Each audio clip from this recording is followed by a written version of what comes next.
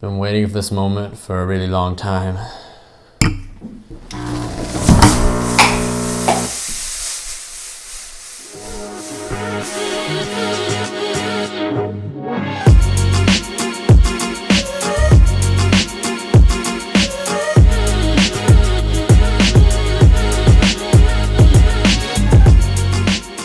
Alright, so as you probably read from the title, this is a package I've been waiting for a really long time. I think it's been about 7-8 months.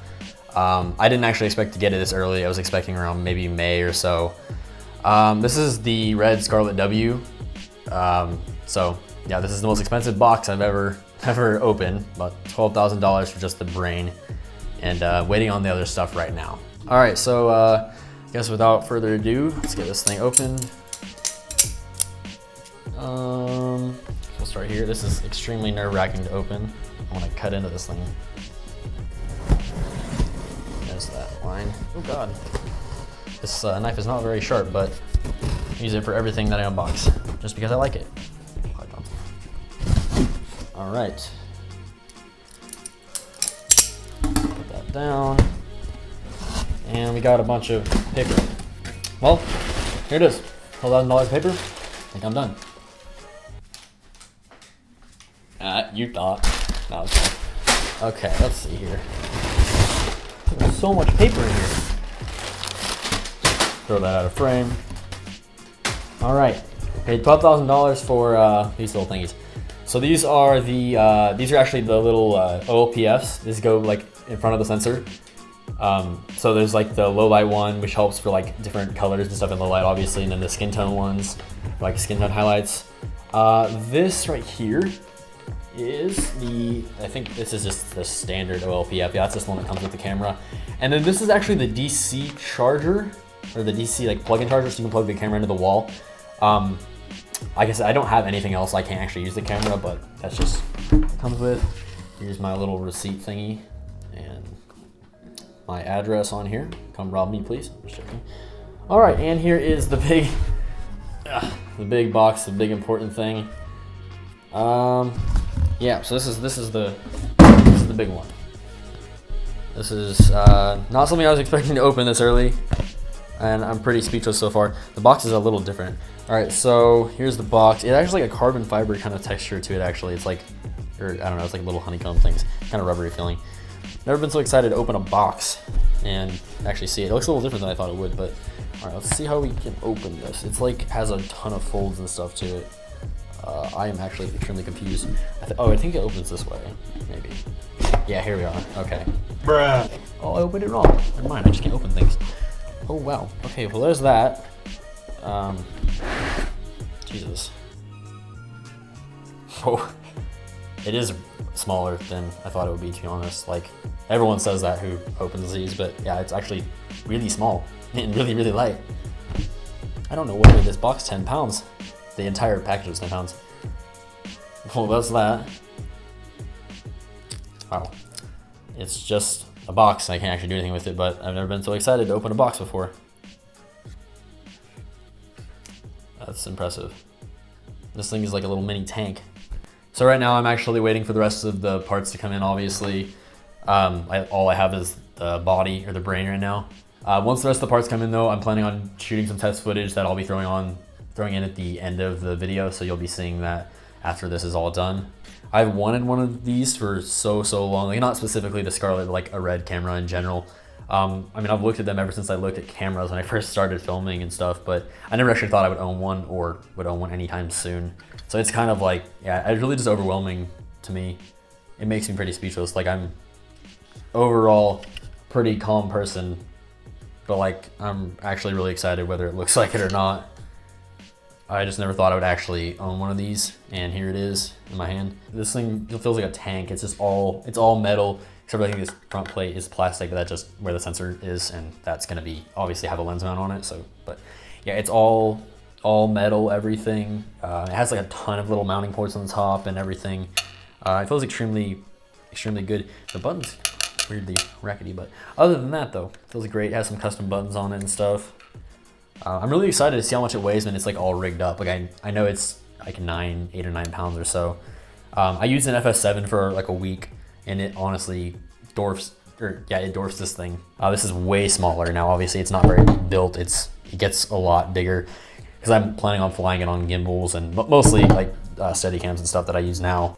I mean, I overall just kind of want to step up my quality of video. I mean, most people who shoot video around me versus, I mean, even just in surrounding areas, most people shoot on, you know, A7S cameras like those. They're great cameras for sure, but this is like, you know, top notch. This is the next level for sure.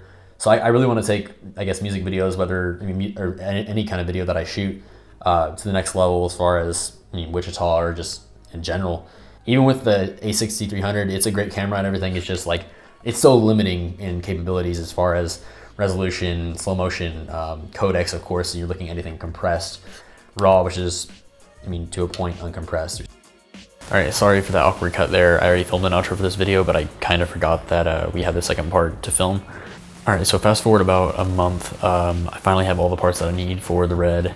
It took about 2 weeks after I got the brain to get everything that I needed to make it work, except for the lens mount. The lens mount took about 2 weeks after everything else. So I've actually already used the camera before. Luckily, my friend Derek Lowry has the Epic W, so he let me borrow some of the parts to make the camera work. And then after I actually got the parts to make it work, except for the lens mount, he let me borrow his for the last week or two. So big thanks to him. I've actually been able to use it for the last couple weeks and actually get some shoots out of it. So I actually just got mine just a couple days ago.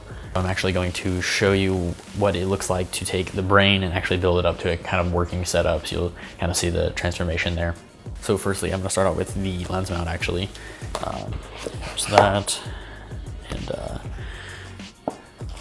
all the Red boxes are very nicely padded. They have a good amount of foam in them all, and they all come with little Allen wrenches and everything. I'm just going to be using the Sidewinder there, just because it's all in one. It's much easier for that. All right, got those off. Now, most of the Red pieces actually, their screws are kind of in them like that, and they don't come out. This little sensor cover though is not like that actually. The screws actually can come right out. Try not to leave the sensor exposed.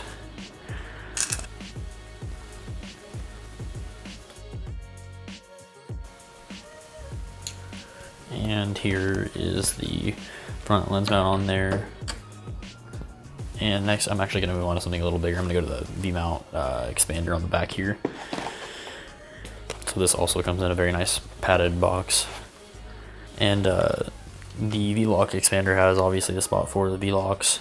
And it has a bunch of little ports along the side here. The DCN, SDI, HDMI, USB, audio jacks, all that stuff here along the side. There's a lot of uses for this, and of course obviously the V-lock itself, which I'll be using for the most part, occasionally using the DCN for plugging into a wall or maybe powering it to the Ronin directly. So we will put this on real quick. Okay, these things are all pretty straightforward. Okay, there's all that together there. So the V-lock expander. Next, we'll throw a monitor on. I have the 4.7 inch monitor. I didn't get the 7 inch. A, because it's a lot more expensive, and B, because I'm doing a lot of glide cam kind of work. So it's a lot lighter as well, just more compact, easier to store and everything. So it actually it's actually cordless. It has a port here, right here as well. So there's no cords or anything like that. It's very simple.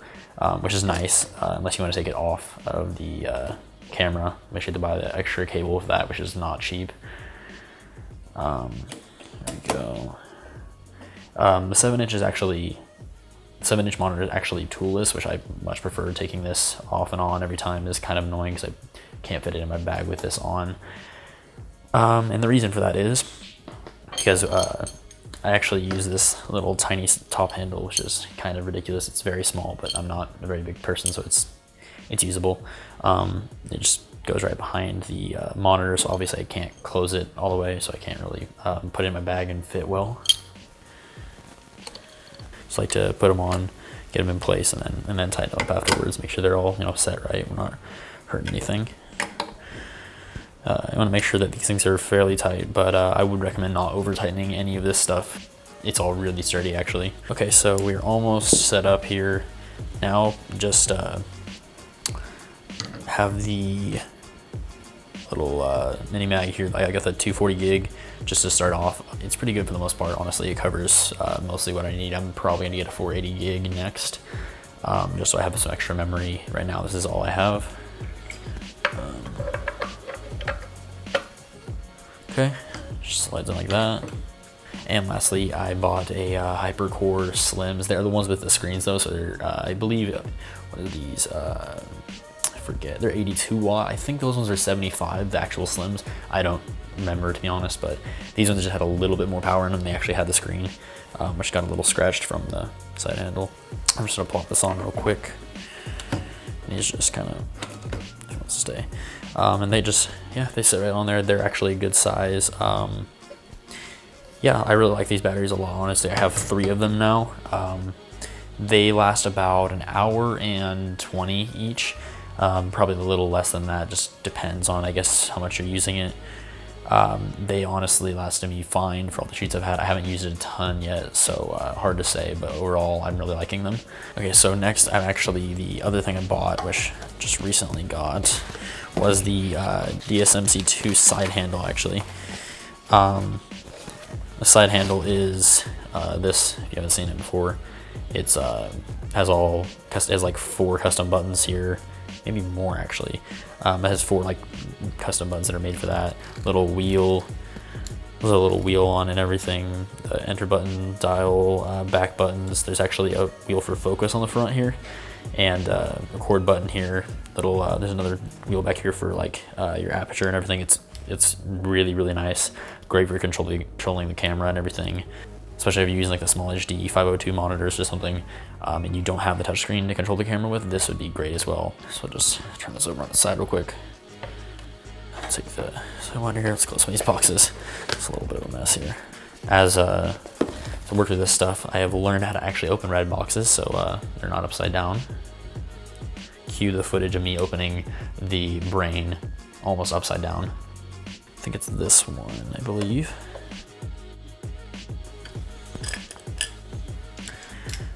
And it just goes in place of that entire panel. There's a little there's a little port inside of there. Actually, this is where that plugs in right there. Okay, so we're just gonna put this on real quick. Starts off with a little thumb screw, actually. None of them, there's just one little thumb screw down here. I don't know why it's like that. The rest of them are not. Okay, so the one thing is this screw right here on this side is a pain to tighten because of just the angle that it's at. I don't think they gave me an Allen wrench for this specific screw, so it's only this one. It's just because this entire sidewinder kind of gets in the way. So if you have a separate one, this will work a lot better. Just tightening this up is a huge pain. If you would take it off and on, if you were like throwing it on a Ronin or something, at least my experience with the MX was this doesn't fit with that on. So yeah, it's just kind of a pain to find the right angle to screw this in at.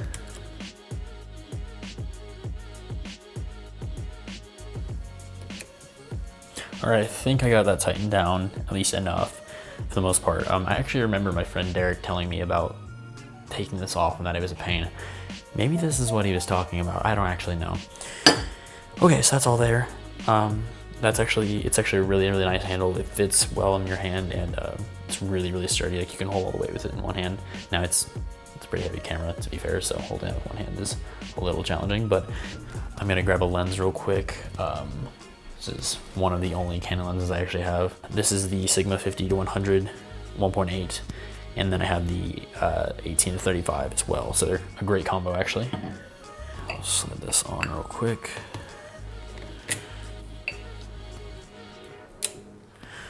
Nice click there. And I have we actually have the ring here to tighten that all down with. That. This is a working setup here. With the Sigma battery, everything else. This is probably around like 9-10 pounds right here. This lens is actually fairly heavy. Well, this is the working setup right here for the Scarlet-W. I hope you enjoyed watching this video. I'm gonna roll some test footage after this. Hopefully the video isn't too terribly long. I ramble a lot. This probably isn't the best example of what this camera can do. Actually, it was a very overcast day. This footage is mostly from the first day, and I might throw in some other little clips from a few things that I've filmed with it so far. So I would definitely recommend going and checking this out on Vimeo. I'm gonna upload just the little test footage part on Vimeo as well, just so you can actually see the quality of it, because YouTube's compression will probably kill this. So I'll put a link in the description for the Vimeo version of this. So if you're watching right now, please go down there and click. And if you're too lazy, just continue watching, and I'll show it on here as well. At least change it to 4K or something in quality.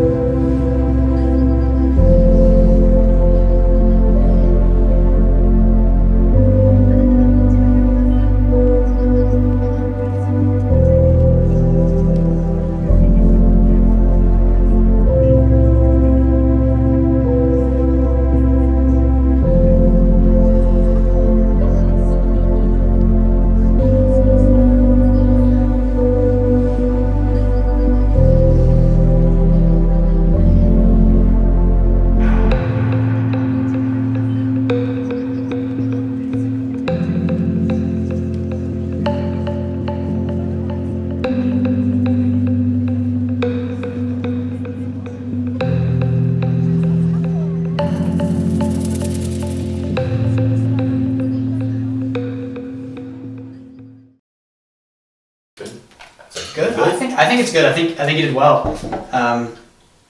Definitely a little cheesy. I think you should have been a little bit more mozzarella. It was a little bit Swiss and / American. Was it bad? No, I mean, a little mozzarella. That's all. That's all. I don't know what that means. You know, like 3 blend. Don't think I'll be doing very often, but it is an option.